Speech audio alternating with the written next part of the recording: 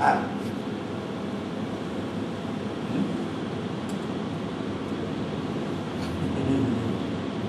Yesus yang kamu salibkan itu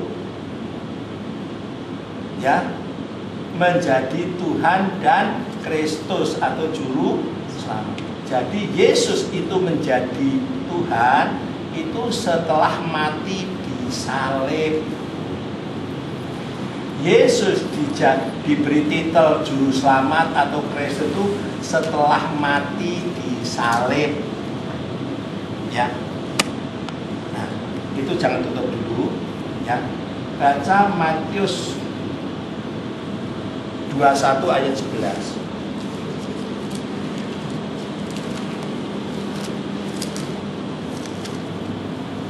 Ya. Matius 21 11.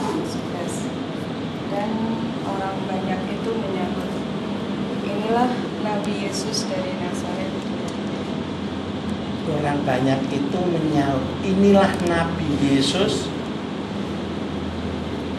orang Nazaret di Galilea. Jadi Yesus ketika masih hidup dikatakan apa oleh murid-muridnya? Hah? Nabi.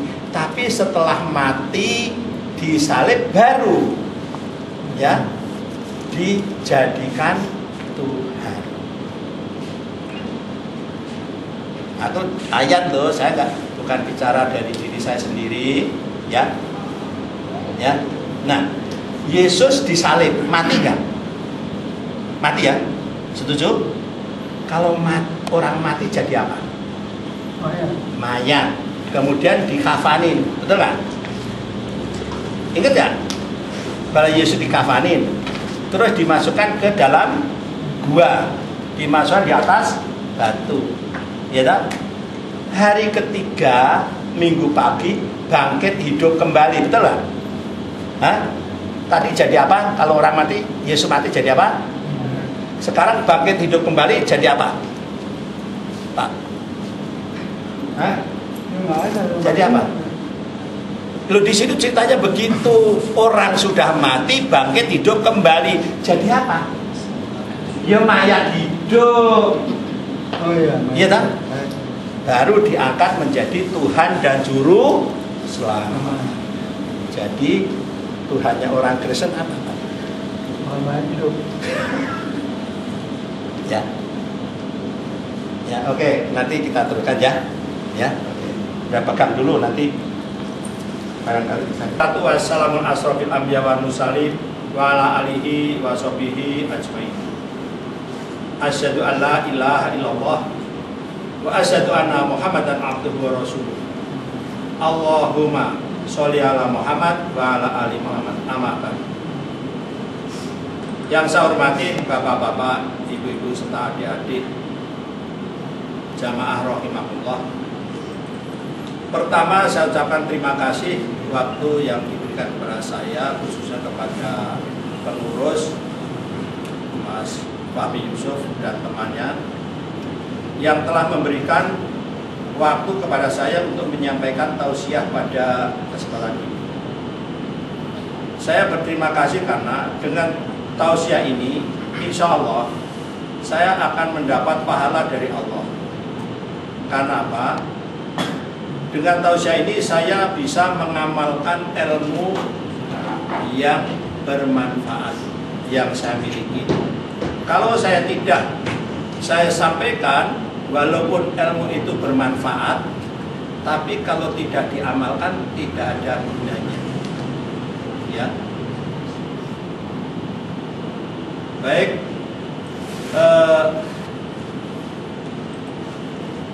Sebelum itu saya ingin menyampaikan satu ayat. Tolong nanti dibaca. Ini sekedar mengingatkan saja.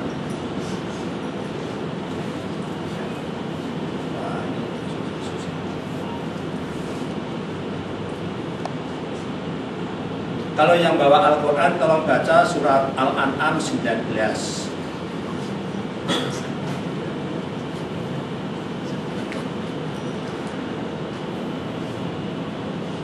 Ya. Kelihatan kan? Kelihatan ya? Ya, tolong siapa yang apa itu bisa baca tuh? Pak.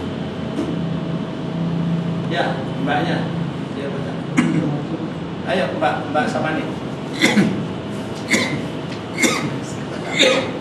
Bahasa Arabnya dulu.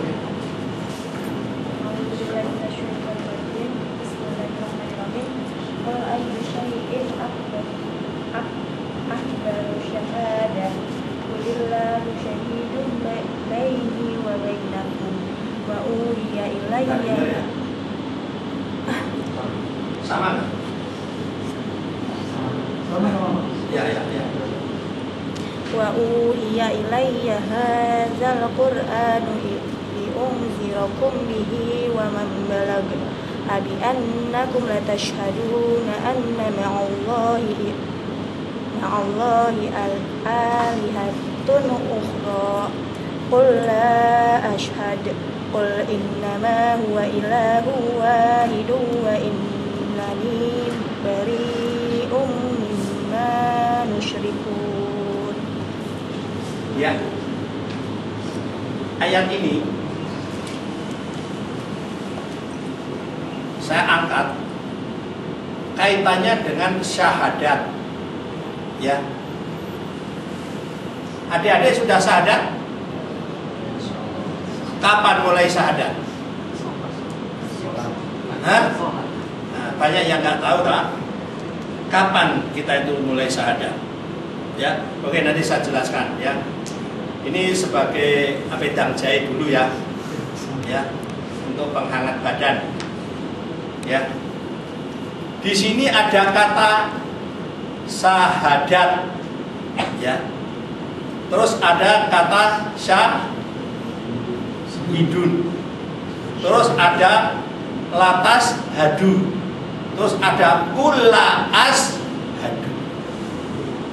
Ya, ini saya ambil poinnya saja. Kata syahadat itu artinya persaksian. Ya. Terus syahidun artinya saksi. Ya, saksi. Nah, latas hadu artinya mengakui. Ya. Ashadu juga artinya mengakui. Kita selama ini mengucapkan lafal syahadat itu bunyinya bagaimana? Ashadu alla ilaha illallah wa ashadu anna Muhammad Rasulullah. Kata ashadu itu artinya apa? Menurut Al-Quran ini mengakui. Tapi umat Islam Indonesia dalam menerjemahkan syahadat diterjemahkan apa? Aku bersaksi. Apa bedanya mengakui dan bersaksi? Ya. Nah, ini Mas Fahmi ini lagi nyuting ya? Ya, namanya nyuting kan itu? Ya. Nah, saya tanya sama Mas Fahmi, Mas Fahmi lagi nyuting ya? Iya. Iya. Kata hiyanya Mas Fahmi itu, ya, pertanda Mas Fahmi mengakui bahwa dirinya sebagai pelaku lagi nyuting. Nah, terus saya tanya Bapak maaf siapa namanya? Rizal. Pak Rizal, lihat nggak Pak Fahmi nyuting? Lihat nggak? Ya. Lihat. Ya, jelas. Ya. Kata hiya itu artinya Bapak menyaksikan, ya, Fahmi nyuting. Bapak sebagai pelaku atau bukan? Bukan. Tapi sebagai apa? Orang menyaksikan. menyaksikan. Jadi pelakunya siapa? Nah, sekarang kalau kita mengatakan asyhadu alla ilaha illallah, ya, dengan diterjemahkan aku bersaksi tiada Tuhan selain Allah dan aku bersaksi bahwa Muhammad sebagai Rasulullah, ini kita pelaku atau bukan? Tapi kalau saya mengatakan asyhadu alla ilaha illallah, saya mengakui tiada Tuhan selain Allah, dan asyhadu anna Muhammad Rasulullah, saya mengakui bahwa Muhammad Rasulullah. Saya sebagai pelaku atau bukan? Hah? Nah, sekarang umat Islam Indonesia, ya, dalam bersyahadat pernah nggak diartikan mengakui? Pernah dengar? Pernah dengar nggak? Pernah. Di syahadat mana-mana itu aku mengakui gitu, pernah? Sekarang. Hah? Sekarang. Iya, kita umumnya aja kita lihat di mana-mana, di sekolah segala macam. Hah? Nah, kalau begitu umat Islam Indonesia itu dalam bersyahadat sebagai pelaku atau sebagai saksi? Jadi sudah bersyahadat atau belum kalau sebagai saksi? Nah, sekarang kita mau nggak sebagai pelaku? Mau nggak? Oke, kalau mau ikutin saya. Ya, tolong di video. Ari, sini, kita kasih tahu. Soalnya ini apa itu harus ada dokumentasinya bahwa kalian sudah apa itu mengakui syahadat jangan sebenarnya. Soalnya nanti kita akan ketemu di padang mahsyar. Gitu? Ini kalau tidak saya sampaikan nanti saya khawatir, ya.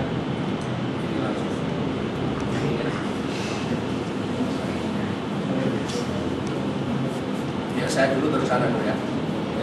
Ada. Bismillahirrahmanirrahim. Bismillahirrahmanirrahim. Asyhadu alla ilaha illallah. Asyhadu alla ilaha illallah. Wa asyhadu anna Muhammadar Rasulullah. Wa asyhadu anna Muhammadar Rasulullah. Saya mengakui tiada Tuhan selain Allah. Tiada Tuhan selain Allah. Dan saya mengakui Muhammad adalah utusan Allah.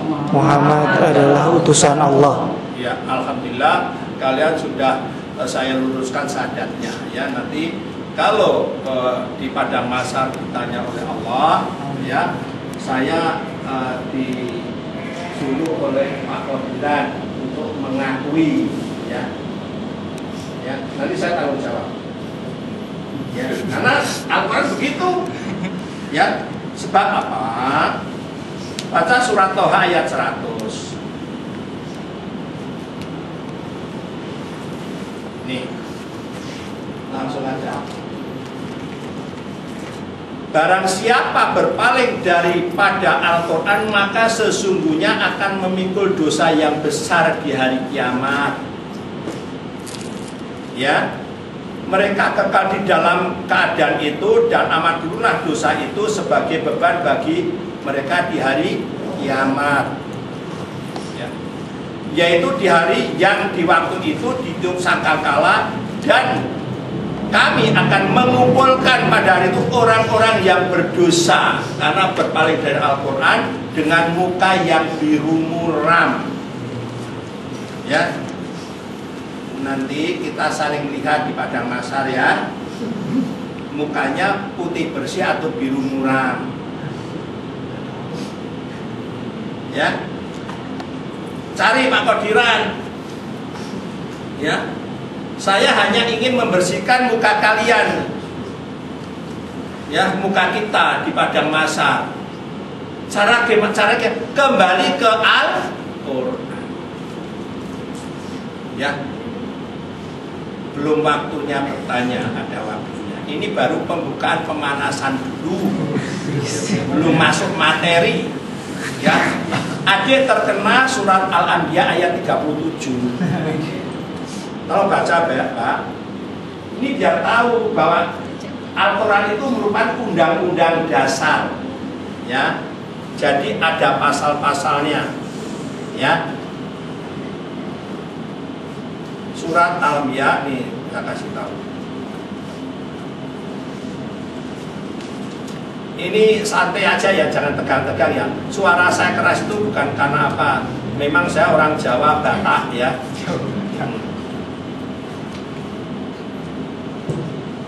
Kelahiran Jawa tapi suaranya Batak. Orang Batak itu suaranya keras tapi orangnya baik. Kalau orang Jawa suka kaget.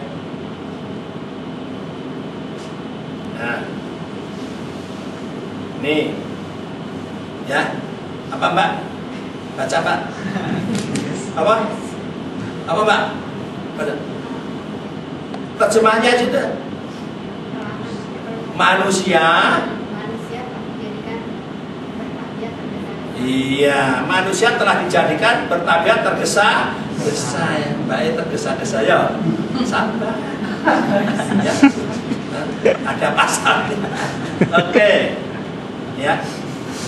Materi pada hari ini yaitu tentang ajaran Kristen, bukan ajaran Yesus.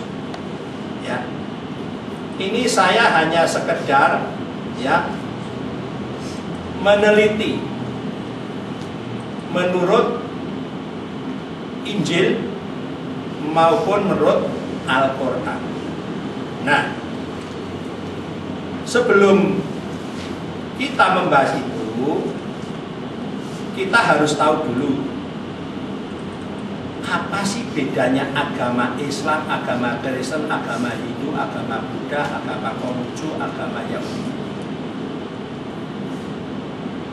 Nah, saya yakin adik-adik sudah tahu tentang agama Islam. Coba sebutkan, katakan arti agama Islam dalam 7 kata.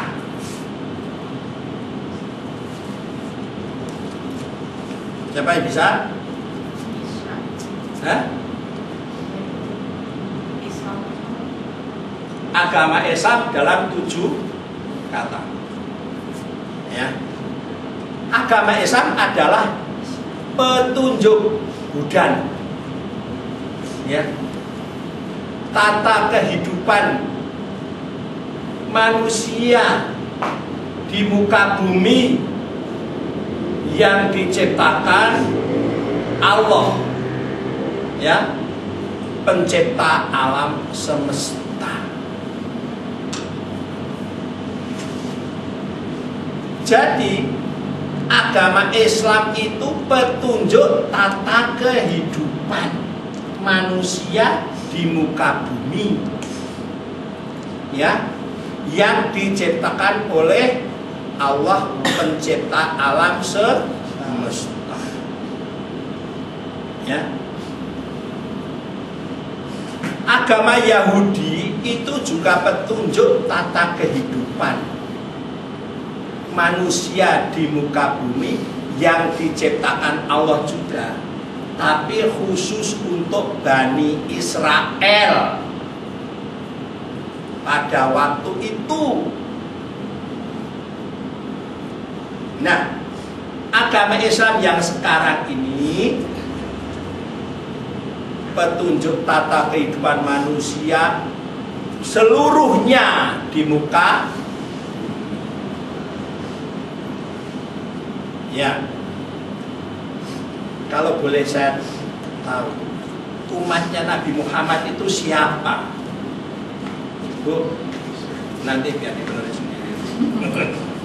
Saya sangat memperhatikan perilaku jamaah ya, di mana-mana saya. Ya, Bu, umatnya Nabi Muhammad itu siapa sih, Bu? Orang Islam pada zaman sekarang. Adik setuju? Umatnya Nabi Muhammad itu umat Islam? Nah, di sini mentah lagi kan? Umatnya Nabi Muhammad itu seluruh manusia yang hidup pada zaman Nabi Muhammad sampai akhir zaman. Obama itu agamanya Kristen. Umatnya siapa itu? George Bush itu umatnya siapa? Paus Benedictus apa? Ya, itu umatnya siapa? Umatnya Nabi Muhammad. Nanti ada pemisahannya dalam surat Al-Baqarah 143. Ya. Nanti saya jelaskan. Ini apa itu pancingan-pancingannya aja dulu, biar bapak-bapak, ibu-ibu, adik-adik itu ya ketagihan. Saya orang akuntan, bukan pesantren. Jadi saya punya ilmu marketing. Jadi dakwah itu saya pasarkan biar pembelinya ketagihan, ingin tahu terus. Seperti di internet, selalu saya bikin bersambung. Ya Mas Fahmi ya? Iya. Mas Fahmi, mana lanjutannya ya? Iya Pak. Ya, nah, kalau agama Islam itu petunjuk tata kehidupan manusia yang diciptakan Allah, yang diturunkan sejak zaman Adam, ya, kemudian dibawa oleh para nabi sampai Nabi Muhammad yang terakhir. Jadi Nabi Isa atau Yesus itu juga Muslim, agamanya Islam. Nabi Musa, Nabi Ibrahim terus. Nah, kalau agama Kristen apa? Ya. Agama Kristen itu kalau di barat disebut religi. Artinya kepercayaan, keyakinan. Keyakinan tentang apa? Tentang Yesus yang sudah mati di salib, ya, kemudian dikafani, dimasukkan dalam gua, pada hari ketiga minggu pagi bangkit hidup kembali, kemudian dijadikan Tuhan dan Juru Selamat. Tolong Mbak bacakan Kisah Rasul tadi, Pak. Kisah Rasul 2 ayat 36.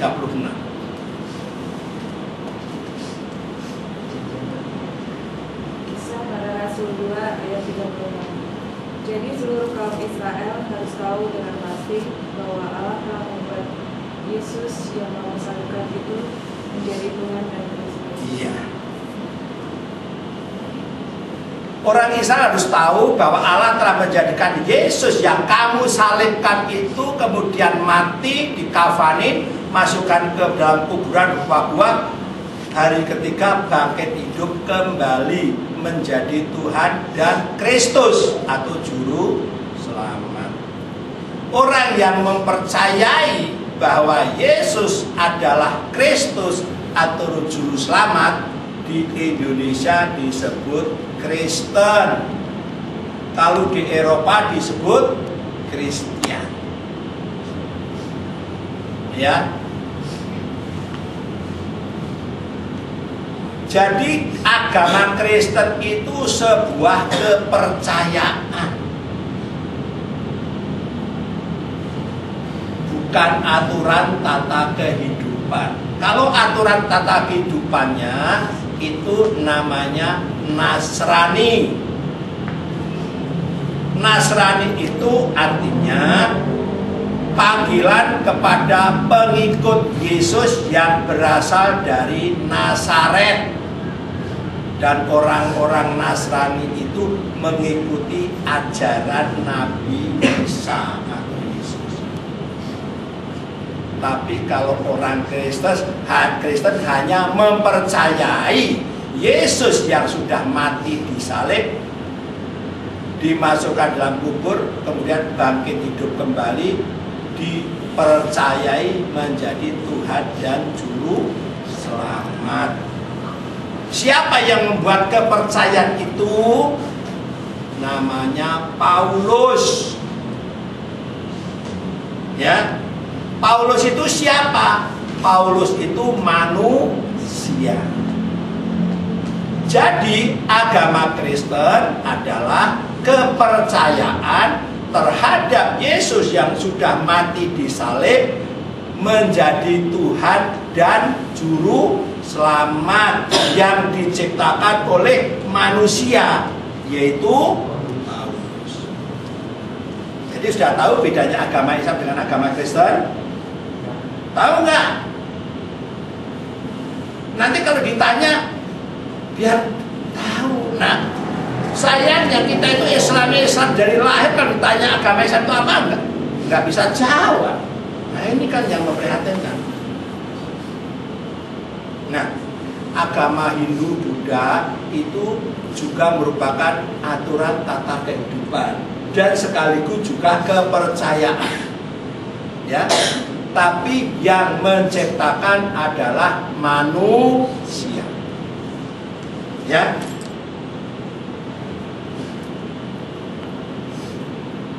Jadi agama Islam apa? Petunjuk tata kehidupan manusia yang diciptakan Allah. Ini kita harus tahu yang menciptakan siapa dan subjeknya apa? Tata kehidupan. Kristen apa subjek? Kepercayaan. Yang menciptakan siapa? Manusia.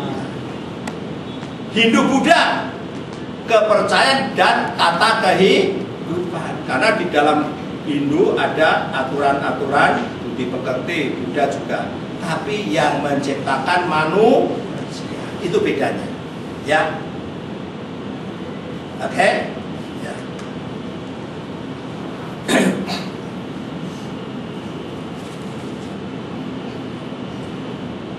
Dalam ajaran Kristen itu yang menyimpang dari ajaran Yesus itu banyak sekali. Ya. Di sini saya akan sampaikan satu dulu. Ya. Tidak semuanya. Ini mohon maaf Mbak karena saya di sini hanya mohon maaf, beliau ini masih Kristen, ya.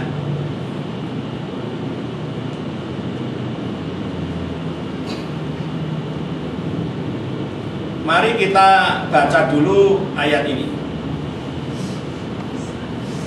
Ini yang akan saya bahas. Surat Maryam ayat 88. Ya. A'udzubillahi minasyaitonirrajim. Bismillahirrahmanirrahim. Wa qalu ittahada rahmanu waladan. Lakot jitum sayan idan. Sini dulu. Dan mereka berkata, Tuhan yang Maha Pemurah mempunyai anak. Sesungguhnya kamu telah mendatangkan suatu perkara yang sangat mungkar. Ya, nanti kita lihat penyimpangannya, ya.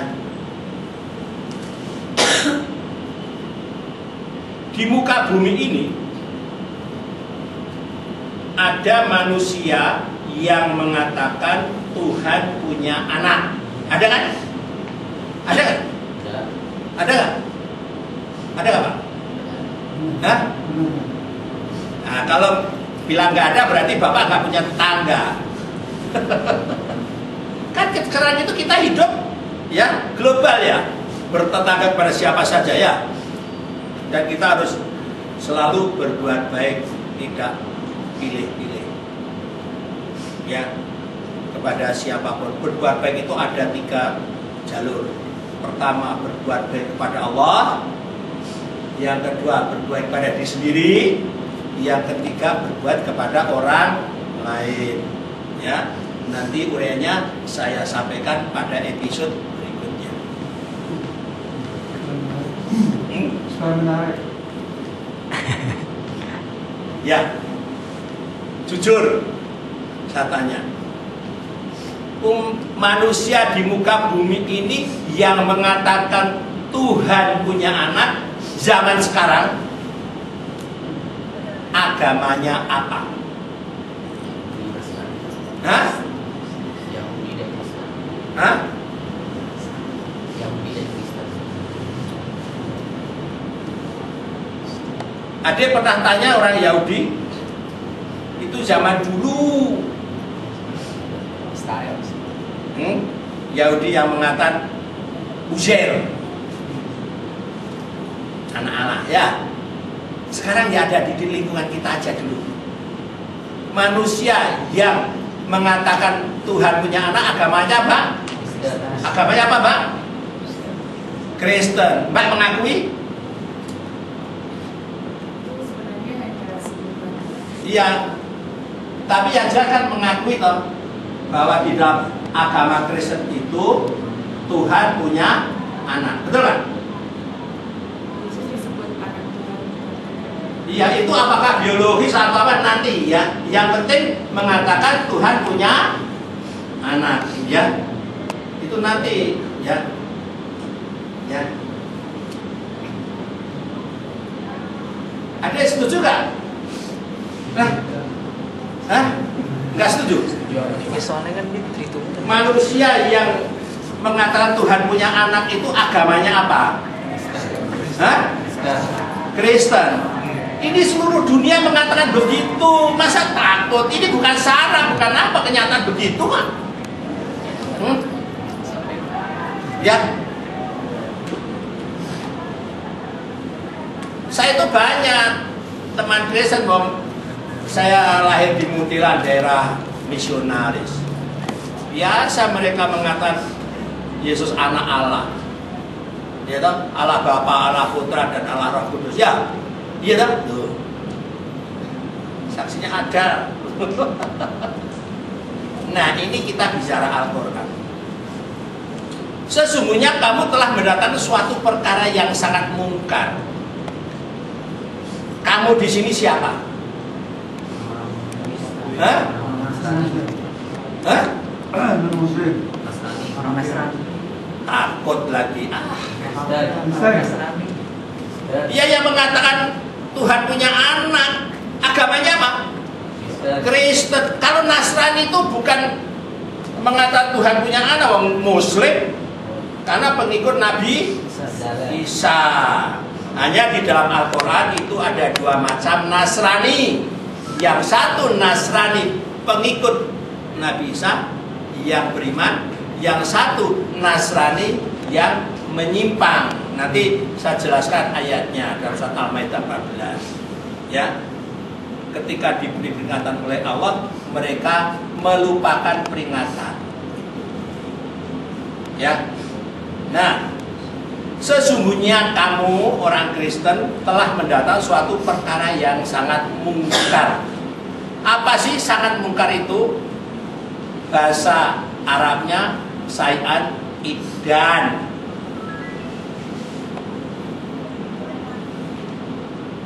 Di sini ada orang Jawa nggak? Ada nggak? Ada.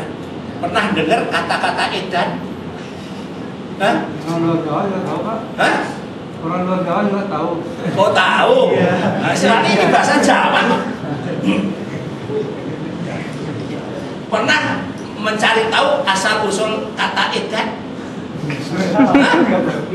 Hah? Lah ini. Hah? Oh, bukan.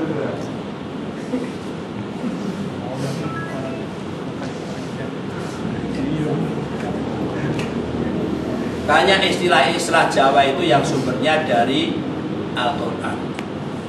Alun-alun. Apa itu alun-alun?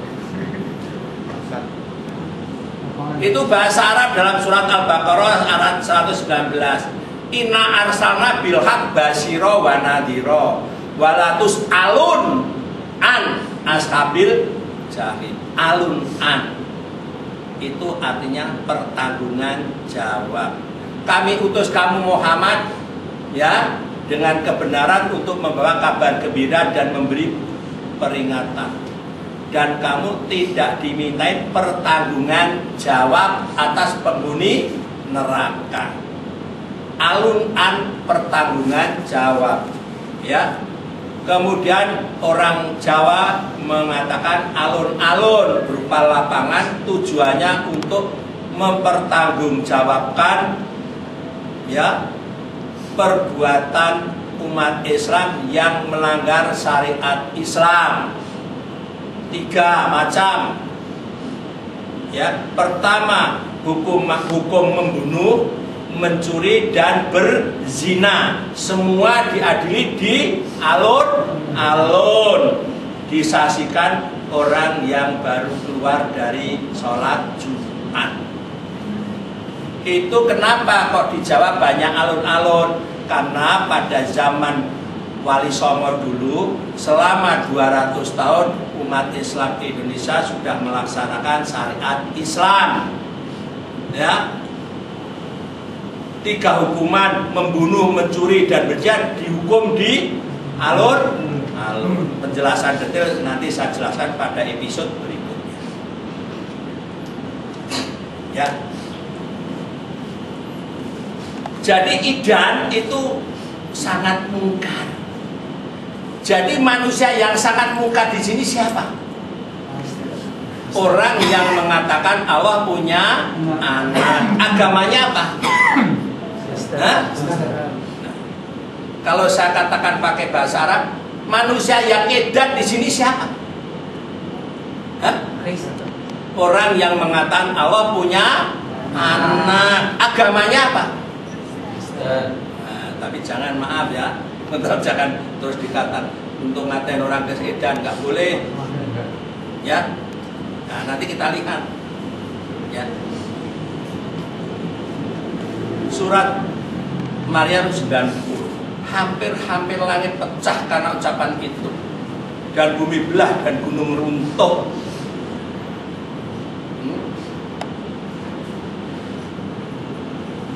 Kejahatan apa yang bisa memecah langit, membelah bumi, dan meruntuhkan gunung? Apa? Perbuatan apa yang bisa memecah langit, membelah bumi, meruntuhkan gunung? Apa? Hah? Allah mempunyai anak. Ucapan mengatakan Allah mempunyai anak. Siapa yang melakukan itu? Di sini Allah memperlihatkan kesenangannya atau kemurkaannya. Jadi Allah murka pada siapa? Kepada orang yang mengatakan Allah punya anak. Ya. Nah, di sini kenapa Pak Allah murka? Merasa tersanjung atau terhina? Terhina. Kalau Nabi Muhammad dihina, kita harus berbuat apa? Hah? Membela, ya. Kalau agama Islam dihina, kita apa? Kalau Al-Quran dihina, kita apa? Nah, sekarang kalau Allah dihina, apa yang kita lakukan? Sudahkah kita berbuat? Hah? Sudahkah kita berbuat? Belum. Kenapa kok belum? Padahal Allah sudah perintah, kul, katakan, huwallahu ahad, Allah itu satu, bukan trinitas. Kul, Allah sama, katakan, Allah itu tempat bergantung segala sesuatu. Jadi semua makhluk, semua manusia harus bergantung kepada Allah, tidak bergantung kepada Yesus sebagai Tuhan dan Juru Selamat. Kul lam yalid walam yulad, katakan bahwa Allah itu tidak beranak dan tidak diperanakan. Jadi Yesus itu bukan anak Allah. Kul walam yakul lahu kufuwan ahad, Allah itu tidak ada yang menyamainya. Jadi Yesus itu bukan Tuhan. Jadi surat Al-Ikhlas, ikhlas itu apa? Artinya apa sih? Murni Ikhlas itu murni, tidak dicampur. Jadi surat Al-Ikhlas itu untuk memurnikan ya ketuhanan kita, akidah kita, tauhid kita. Ya. Tapi ada kul, katakan, berarti ini perintah. Dulu pada zaman Rasulullah yang diperintah siapa? Hah? Rasulullah. Ya. Sekarang Rasulullah masih ada atau sudah enggak ada? Nah, perintah kul itu masih berlaku enggak? Nah, terus siapa yang melaksanakan sekarang? Hah? Pengikutnya siapa? Bapak pengikut Rasulullah bukan? Iya. Ya. Sudah belum? Jujur. Sudah mengatakan itu kepada yang mengatakan Allah Bapa, Allah Putra dan Allah Roh Kudus? Sudah belum? Sudah. Nah, bagus. Tapi sudah dapat hidayah belum orangnya? Nah, soal hidayah Allah. Yang penting kita sampaikan. Ya. Adik-adik sudah? Jujur. Di sini ada malaikat roket, di sini aktif loh. Jangan jangan di depan saya ya, tapi malaikat roket dan aktif yang nyatet ini. Hah? Ya, di sini. Ya, kelengahan kita umat Islam. Ya, karena apa? Ya, kita kurang memahami fungsi ayat-ayat dalam Al-Quran. Untuk apa sih ayat-ayat itu? Menurut Allah, ya. Jadi surat Al-Ikhlas itu fungsinya untuk mengembalikan orang Kristen kepada tauhid, artinya keesaan Tuhan, sebagaimana apa yang diajarkan oleh Yesus. Baca tadi Markus 12 ayat 29.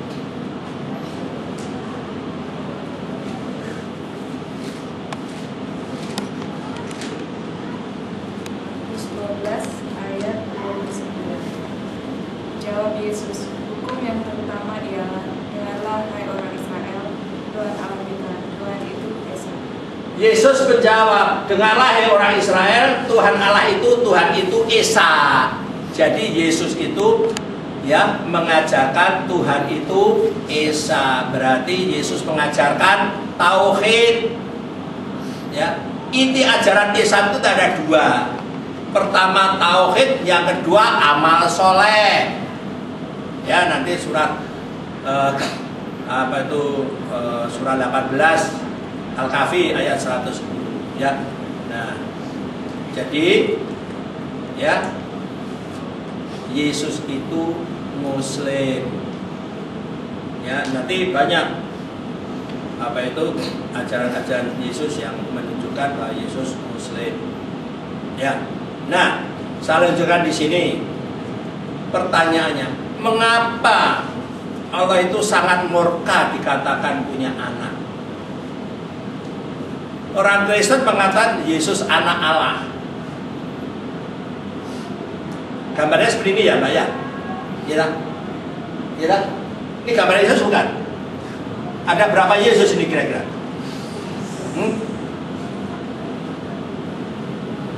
Pernah dapat gambar begini? Mas Fahmi pernah dapat? Pernah dapat. Ini saya dapat dari Brasil, jauh. Ya. Nah, orang Kristen mengatakan Yesus anak Allah kan dari Injil ya, Mbak ya? Betul nggak? Bukan dari Quran, tapi dari Injil. Nah, mari kita lihat di Injil. Siapa ya?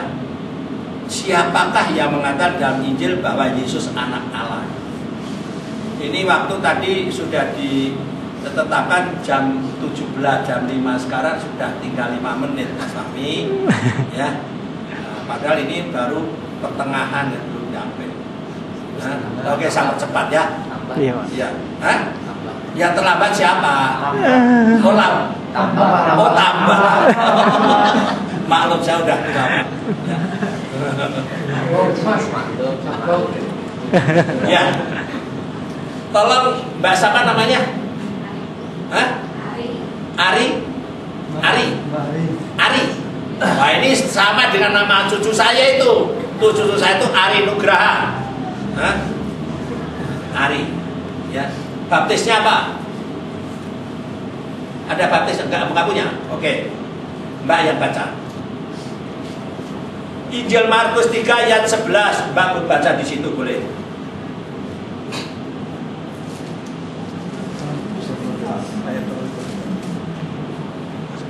Itu penting.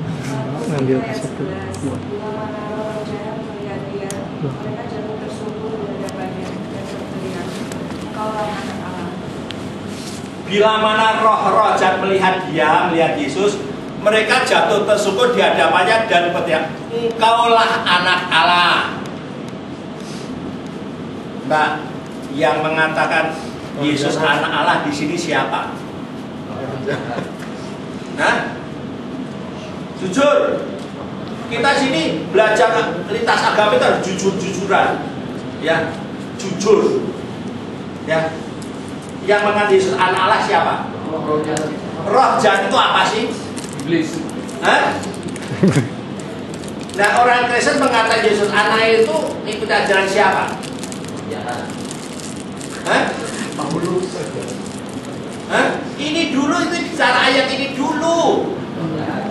Roh jahat itu apa? Setan. Hah? Iblis. Kalau itu iblis kira-kira masuk surga atau neraka? Hah? Neraka. Betul? Betul. Nanti yang mau bicara ya.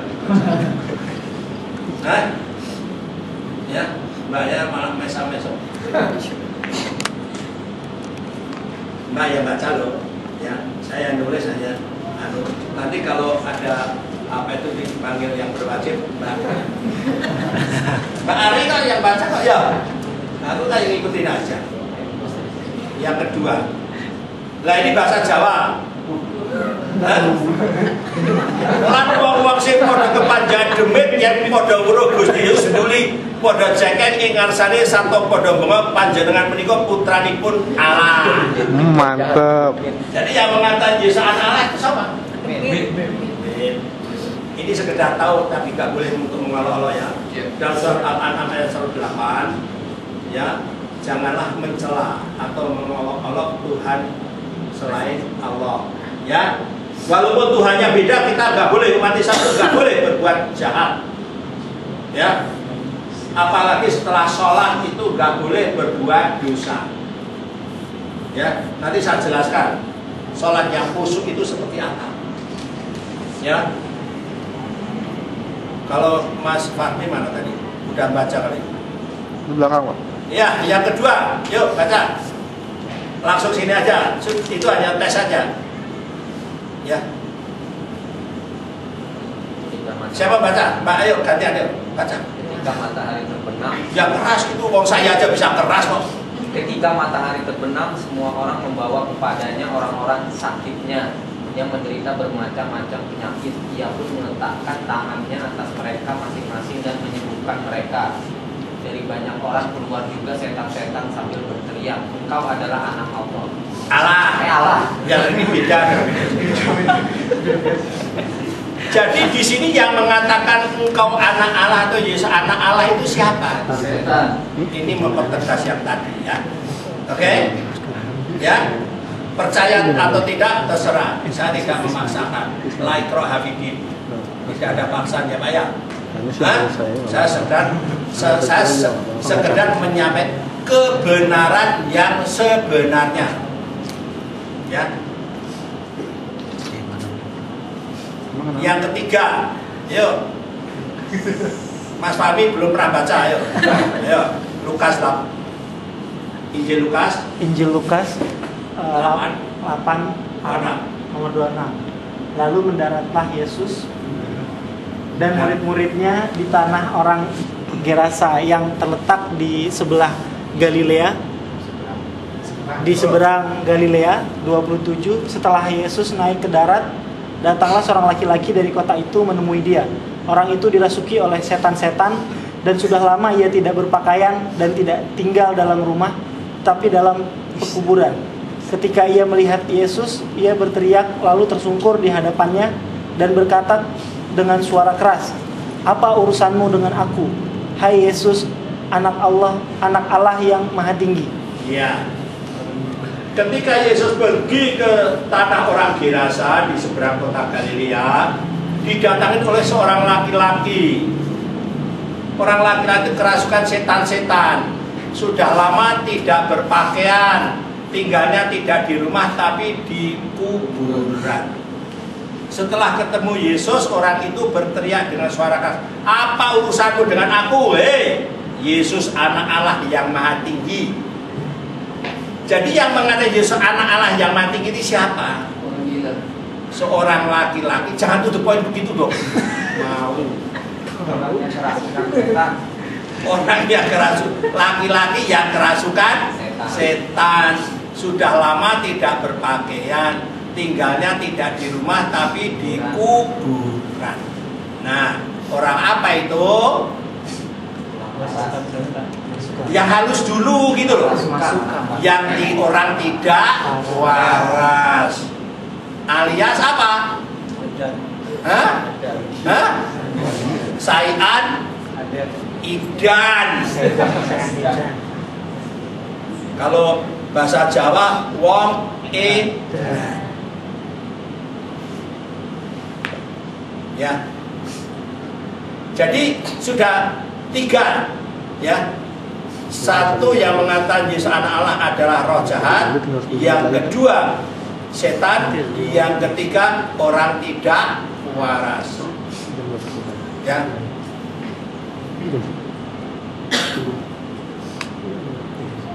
Empat, Saulus. Kisah Rasul 9 ayat 19b. Saulus tinggal beberapa hari bersama-sama dengan murid-muridnya di Damsyik. Ketika itu juga ia memberikan Yesus di rumah-rumah ibadat dan mengatakan bahwa Yesus adalah anak Allah. Siapakah Saulus itu? Saulus adalah Paulus dalam Kisah Rasul 24 ayat 5. Telah nyata kepada kami bahwa orang ini yaitu Paulus adalah penyakit sampar, orang yang menimbulkan kekacauan di antara semua orang Yahudi di seluruh dunia yang beradab, dan bahwa ia adalah seorang tokoh dari sekte Nasrani. Ya, di dalam Injil ada sekte Nasrani yang asli namanya Nasrani. Kemudian sekte Nasrani ini menjadi Kristen. Ini loh, ini bahasa Jawa.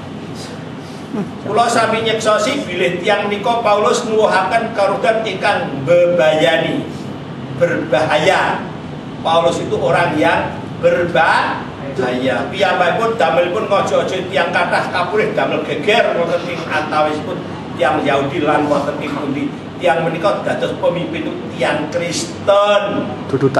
Jadi Paulus itu adalah pemimpinnya orang Kristen, pendirinya agama Kristen.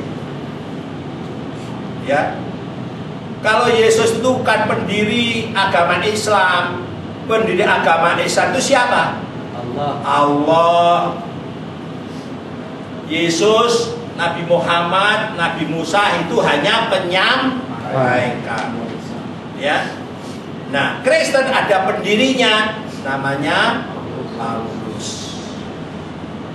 Ya.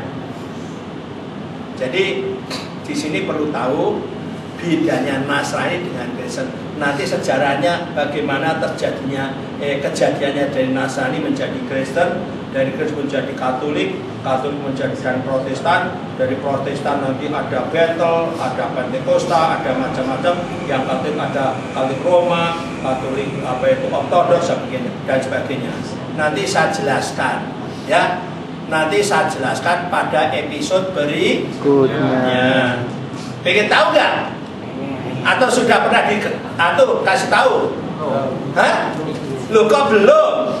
Kan sering kita mengadakan kajian kristologi. Hah? Ini pengertian dasar ini. Hah? Nanti saya kasih tahu, ya. Nah, yang kelima yang mengatakan Yesus anak Allah itu umat Kristen yang mengatakan dalam syahadat Trinitas. Nah, di sini syahadat itu artinya kesaksian.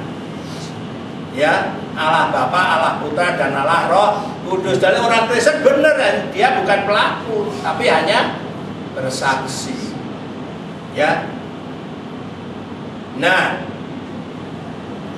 kesimpulannya, yang mengatakan Yesus anak Allah dalam Injil adalah satu, apa? Yang kedua, yang ketiga, yang keempat, yang kelima. Kalau begitu orang Kristen mengikuti ajaran siapa? Paulus.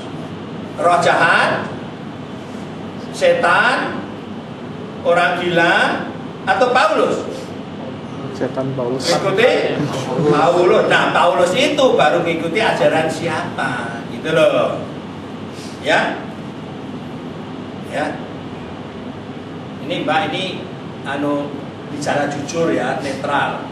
Ya, tidak mendiskreditkan ya, apa adanya itu ada dalam Alkitab. Ya. Al-Qur'an juga begitu ya. Ya. Nah, oke. Nah, sekarang bagaimana keadaan umat Kristen nanti di hari kiamat? Ayat-ayat tadi ya tentang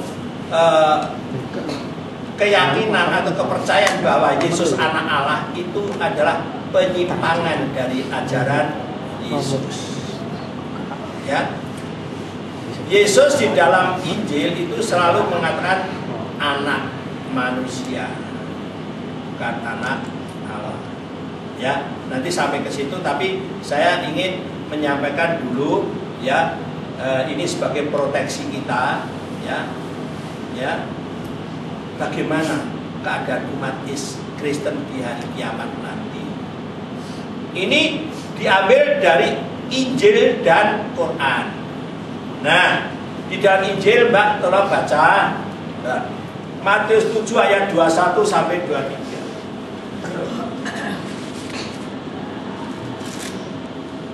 Tegurkan saya ini dulu ya. Matius 7 ayat 21 sampai 23. Ya. Bukan setiap orang yang berseru kepadaku, Tuhan, Tuhan, akan masuk ke dalam kerajaan surga, melainkan dia yang melakukan kehendak Bapakku yang di surga. Pada hari terakhir, banyak orang akan berseru kepadaku, Tuhan, Tuhan, bukankah kami bernubuat demi nama-Mu, dan mengusir setan demi nama-Mu, dan mengadakan banyak mukjizat demi nama-Mu juga? Pada waktu itulah aku akan berterus terang kepada mereka, dan berkata, aku tidak pernah mengenal kamu, menyalah daripadaku, kamu sekalian membuat kejahatan. Ya. Bukan setiap orang yang berseru kepadaku Tuhan, Tuhan akan masuk ke dalam kerajaan surga, melainkan dia yang melakukan kehendak Bapakku di surga. Ini kalau dilihat, ditinjau dari sudut jenis kalimat, kalimat ini kalimat negatif. Ya, sastra Arab, Timur Tengah, ya baik Taurat, Zabur, Injil maupun Al-Quran sering memakai kalimat negatif di dalam Al-Quran. Kami tidak mengutus kamu Muhammad, melainkan kepada seluruh manusia. Tapi kebanyakan manusia tidak mengetahui.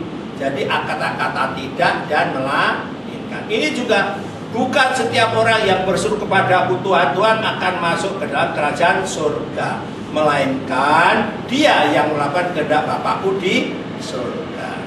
Ini maksudnya apa? Nah, maksudnya setiap orang yang berseru kepada Yesus, Tuhan, Tuhan, tidak akan masuk kerajaan surga. Yang masuk surga adalah orang-orang yang melaksanakan perintah Allah. Tolong baca Matius 19 17.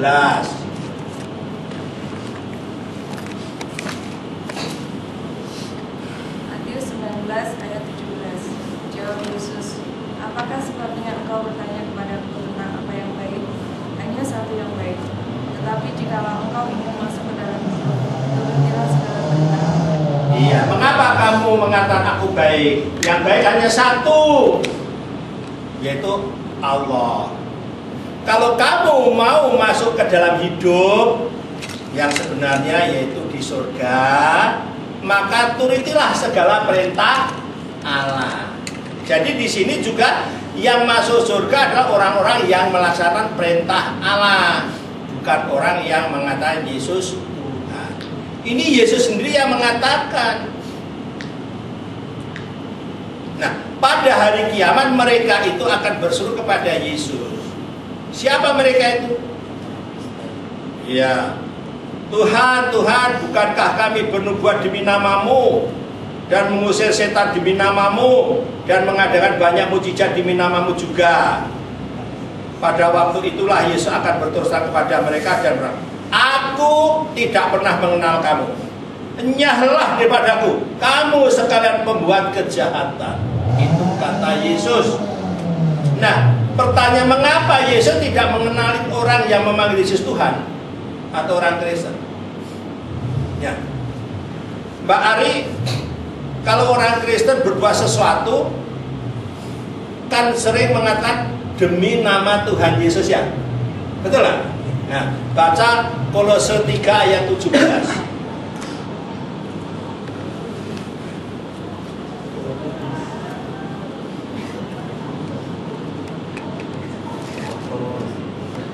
Kolose 3 ayat 17. Saudara-saudara, ikutilah Kolose 3 ayat 17. Dan segala sesuatu yang kamu lakukan dengan kebenaran